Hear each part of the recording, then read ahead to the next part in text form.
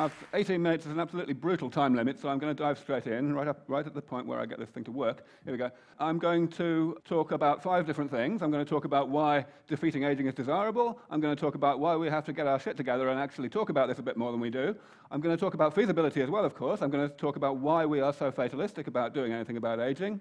And then I'm going to spend perhaps the second half of the talk talking about how we might actually be able to prove that our fatalism is wrong, namely by actually doing something about it. I'm going to do that in 2 steps.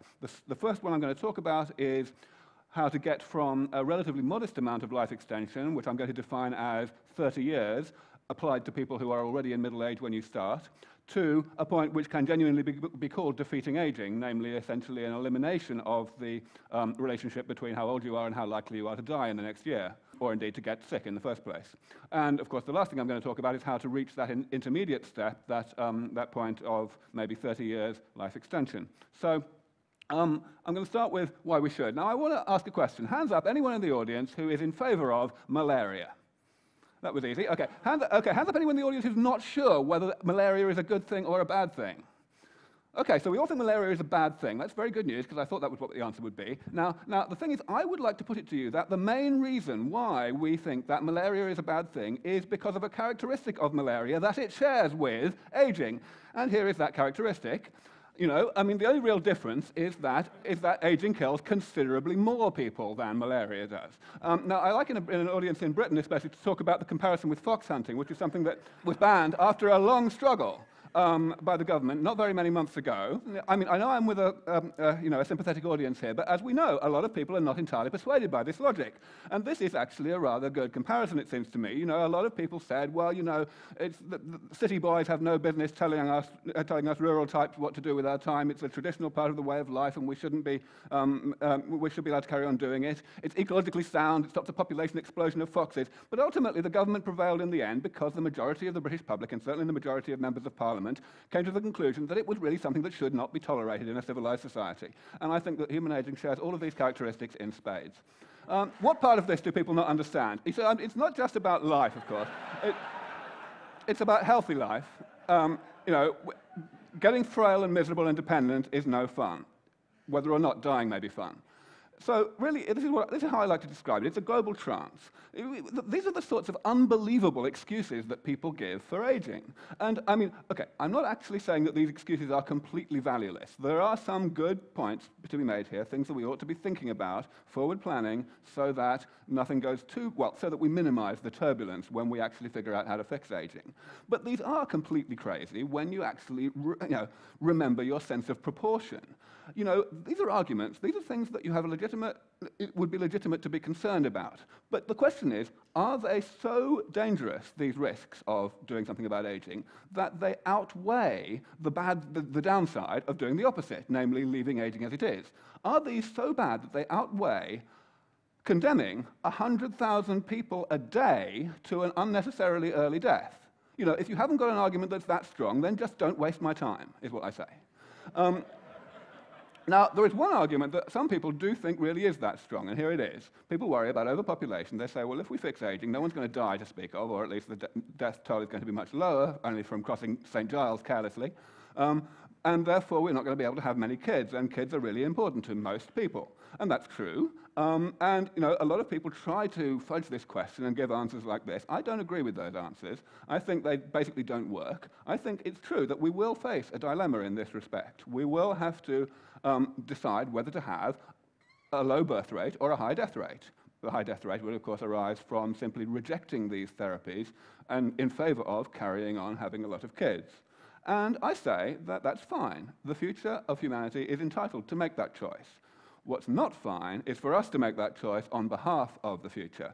If we vacillate and hesitate and do not actually develop these therapies, then we are condemning a whole cohort of people who would have been young enough and healthy enough to benefit from those therapies, but will not be because we haven't developed them as quickly as we could. We will be denying those people an indefinite lifespan, and I consider that that is immoral. That's my answer to the overpopulation question. Right, so the next thing is, why should we get a little bit more active on this? And the fundamental answer is that the pro-aging trance is not as dumb as it looks. It's actually a sensible way of coping with the inevitability of aging. Aging is ghastly, but it's inevitable, so, we've got to find some way to put it out of our minds, and it's rational to do anything that we might want to do that. Like, for example, making up these ridiculous reasons why aging is actually a good thing after all. But of course, that only works when we have both of these components. And as soon as the inevitability bit becomes a little bit unclear, and we might be in range of doing something about aging, this becomes part of the problem. This pro-aging trance is what stops us from agitating about these things. And that's why we have to really talk about this a lot, evangelize, I will go so far as to say, quite a lot, in order to get people's attention and make people realize that they are in a trance in this regard. So that's all I'm going to say about that. I'm now going to talk about feasibility. And the fundamental reason, I think, why we feel that aging is inevitable is summed up in a definition of aging that I'm giving here. A very simple definition. Aging is a side effect of being alive in the first place, which is to say, metabolism. I mean, this is not a completely tautological statement. It's a reasonable statement. Aging is basically a process that happens to inanimate objects like cars, and it also happens to us, despite the fact that we have a lot of clever self-repair mechanisms, because those self-repair mechanisms are not perfect. So basically metabolism, which is defined as basically everything that keeps us alive from one day to the next, has side effects. Those side effects accumulate and eventually cause pathology. That's a fine definition.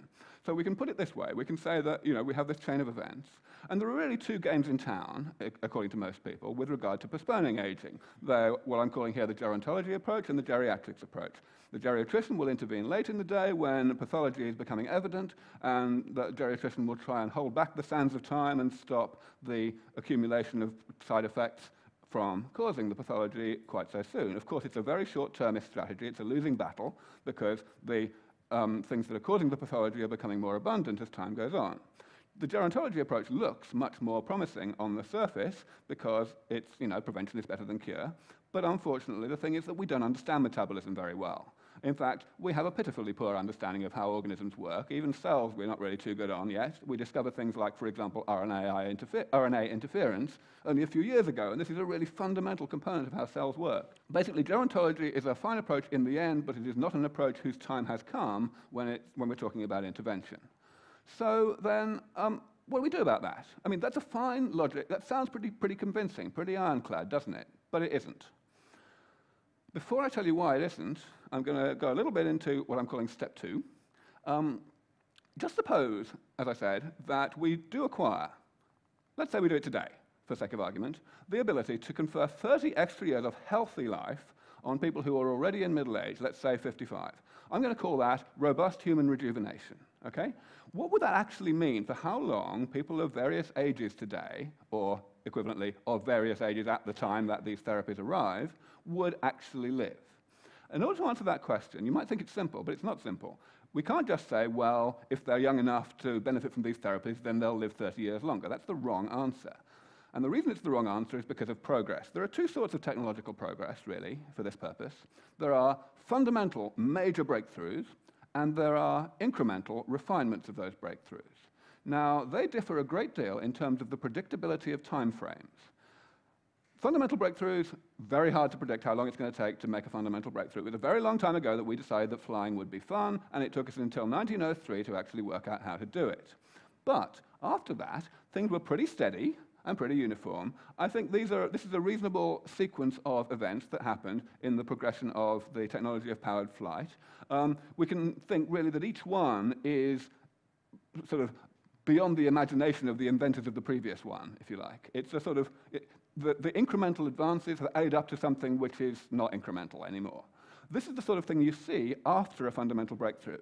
And you see it in all sorts of technologies. Computers, you can look at a more or less parallel timeline that happened, of course, a bit later. You can look at medical care, hygiene, vaccines, antibiotics, the same sort of time frame. So I think that actually, step 2 that I called a step a moment ago isn't a step at all.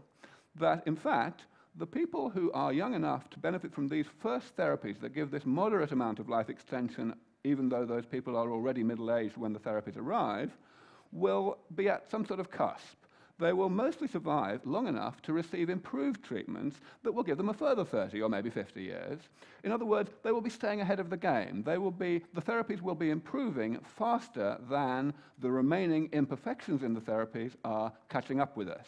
This is a very important point for me to get across because, most people, when they hear that I predict that a lot of people alive today are going to live to 1,000 or more, they think that I'm saying that we're going to invent therapies in the next few decades that are so thoroughly eliminating aging that those therapies will let us live to 1,000 or more. I'm not saying that at all. I'm saying that the rate of improvement of those therapies will be enough. They'll never be perfect, but we'll be able to fix the things that 200-year-olds die of before we have any 200-year-olds, and the same for 300 and 400 and so on.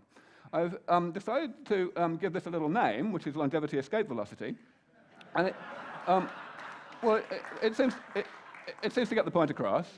So these trajectories here are basically how we would expect people to live in terms of remaining life expectancy as measured by their health, for given ages that they were at the time that these therapies arrived. If you're already 100, or even if you're 80 and an average 80-year-old, we probably can't do a lot for you with these therapies because you're too close to death's door for the really initial experimental therapies to be good enough for you. You won't be able to withstand them. But if you're only 50, then there's a chance that you might be able to pull out of the dive and,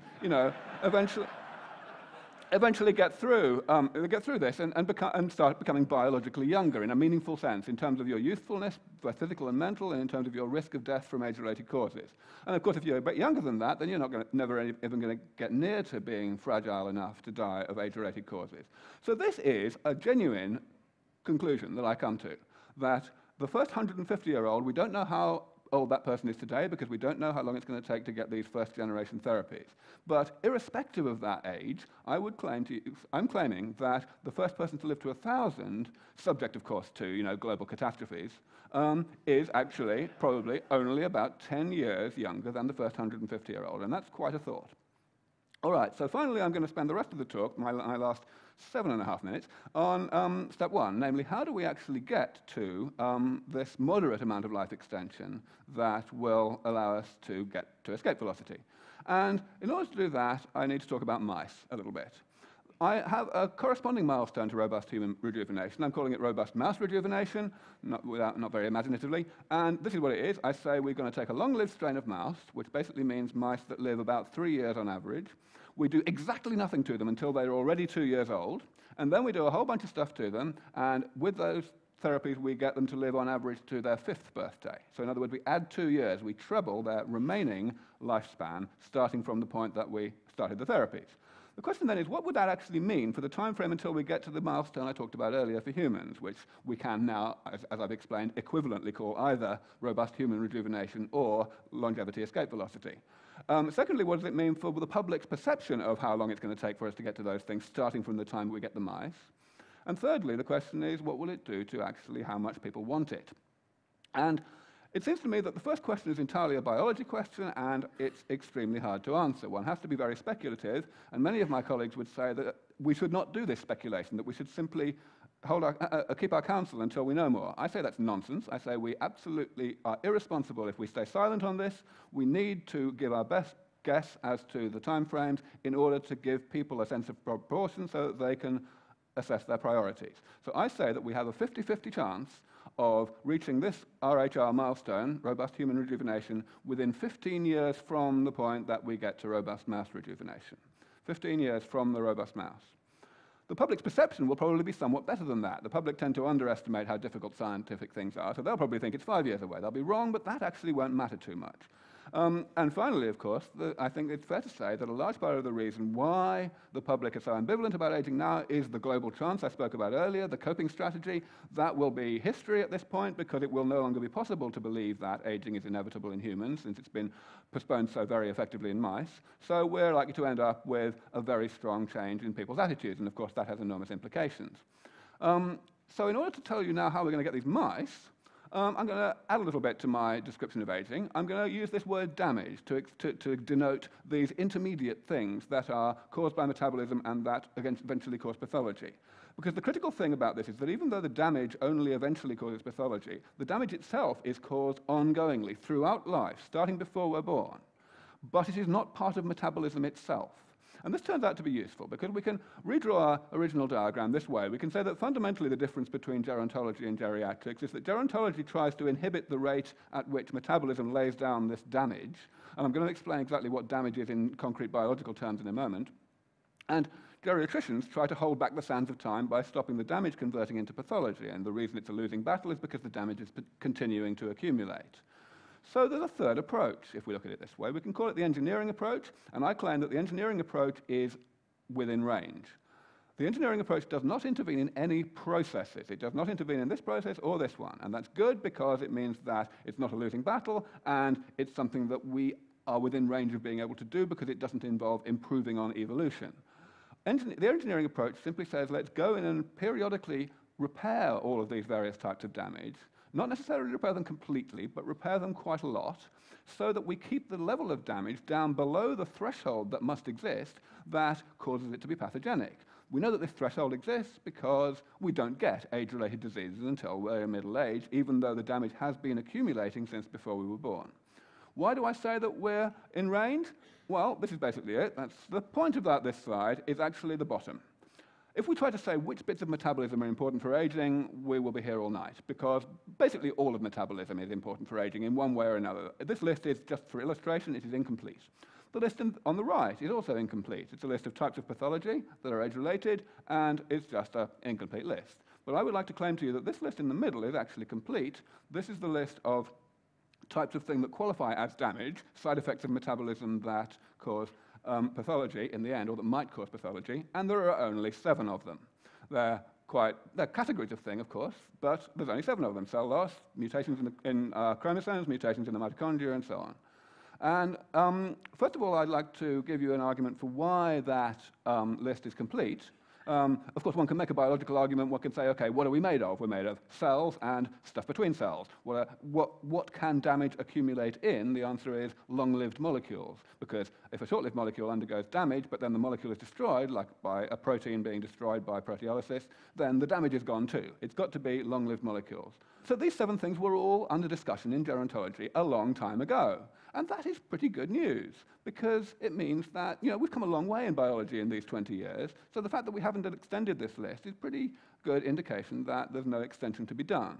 However, it's better than that. We actually know how to fix them all, in mice, in principle. And what I mean by in principle is we probably can actually implement these fixes within a decade.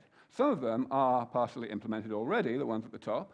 I haven't got time to go through them at all, but if we can, my conclusion is that if we can actually get suitable funding for this, then we can probably develop robust mouse rejuvenation in only 10 years, but we do need to get serious about it. We do need to really start trying. So, of course, there are some biologists in the audience, and you see, I want to give some answers to some of the questions that you may have. You may have been dissatisfied with this talk, but fundamentally, you have to go and read this stuff. I've published a great deal on this. I cite the experimental work on which my optimism is based, and there's quite a lot of detail there. The detail is what makes me confident of my rather aggressive timeframes that I'm predicting here. So if you think that I'm wrong, you'd better damn well go and find out why you think I'm wrong. And of course, the main thing is that you shouldn't trust people who call themselves gerontologists, because as with any radical departure from previous thinking within a particular field, you expect people in the mainstream to be a bit resistant and not really to take it seriously. So, you've got to actually do your homework in order to understand whether this is true. I will just answer with a few things. One thing is, you'll be hearing from a guy in the next session who said some time ago that he could sequence the human genome in half no time. And everyone said, well, it's obviously impossible. And you know what happened. So, this does happen. We have various strategies. There's the Methuselah Mouse Prize, which is basically an incentive to innovate and to do to do what you think is going to work, and you get money for it if you win. There's a proposal to actually put together an institute. This is what's going to take a bit of money. But, I mean, look, how long does it take to spend that on the war in Iraq? Not very long, okay? It's got to be philanthropic, because profits distract biotech, but it's basically got a 90% chance, I think, of succeeding in this. And I think we know how to do it. And I'll stop there. Thank you. Aubrey, I don't know if there's going to be any questions, but I thought we'd give people the chance. Since you've been talking about aging and trying to defeat it, why is it that you make yourself appear like an old man? Because Because I am an old man. I am actually 158. I am Species on this planet have evolved with immune systems to fight off all the diseases so that individuals live long enough to procreate. However, as far as I know, all the species have evolved to actually die. So when cells divide, the telomeres get shorter and eventually species die. So why does evolution seems to have selected against immortality when it is so advantageous? Or is evolution just incomplete? Brilliant. Thank you for asking a question that I can answer with an uncontroversial answer. I'm going to tell you the genuine mainstream answer to your question, which I happen to agree with, which is that no, aging is not a product of selection. Evolution is simply a product of evolutionary neglect. In other words, we have aging because it's hard work not to have aging. You need more genetic pathways, more sophistication in your genes in order to age more slowly, and that carries on being true the longer you push it out. So to the extent that evolution doesn't care whether genes are passed on by individuals living a long time or by procreation. There's a certain amount of modulation of that, which is why different species have different lifespans, but that's why there are no immortal species. The genes don't care, but we do. That's right. Yeah. Hello. I read somewhere that in the last 20 years, the average lifespan of basically anyone on the planet has grown by 10 years. If I project that, that would make me think that I would live until 120 if I don't crash on my motorbike. That means that I'm one of your subjects to become 1,000-year-old? If you lose a bit of weight.